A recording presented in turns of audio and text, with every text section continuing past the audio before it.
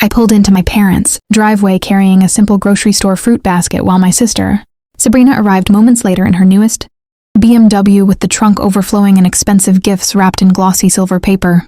Sabrina glanced at my basket with an amused smile, then asked whether I was still committed to that minimalist lifestyle, while adjusting the sleeve of her designer coat confidently.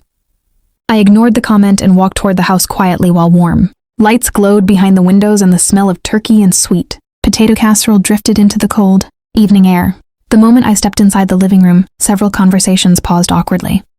Because most of the family clearly hadn't expected me to actually show up for Christmas dinner this year. My mother hugged me politely and admitted she assumed my mysterious projects would keep me busy again, while my fruit basket disappeared beside Sabrina's tower of luxury presents near the fireplace.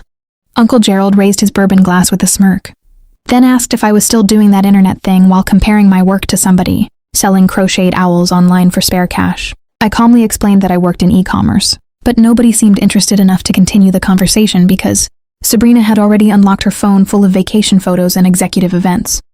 My father proudly repeated Sabrina's achievements to every relative nearby, while cousins admired her luxury resorts and promotions, like she was some celebrity visiting for the holidays. Tessa eventually leaned closer and asked whether I still lived in that tiny downtown studio apartment, while explaining she personally could never survive inside such a cramped place. The music. At dinner, I ended up seated near the far end of the table beside Uncle Gerald's bourbon glass while my mother loudly asked whether I still ate turkey or followed one of those strange fasting trends. Sabrina dominated the table with stories about private memberships and marble kitchens, while relatives nodded eagerly and occasionally glanced toward me with quiet sympathy and disappointment. Adrian eventually mentioned the day I quit my stable marketing career years ago. Then the entire table quickly filled with lectures about practical choices and dependable paychecks.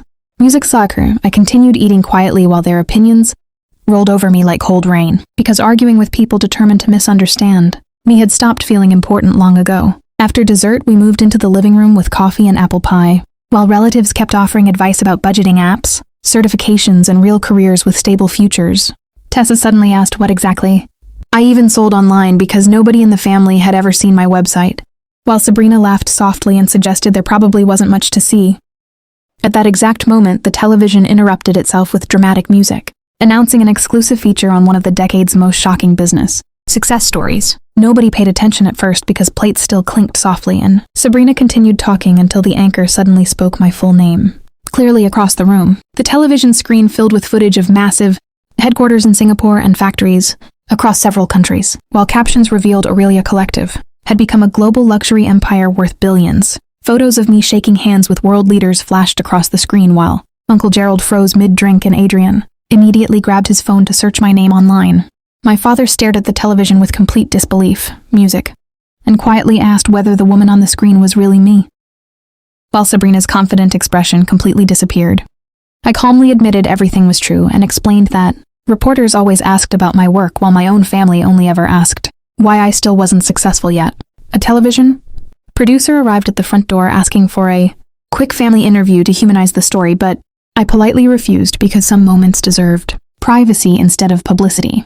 Before leaving, I explained that I would help family during genuine emergencies, but never use money to purchase love or respect. Then I walked into the cold Christmas night, finally feeling understood without saying another word.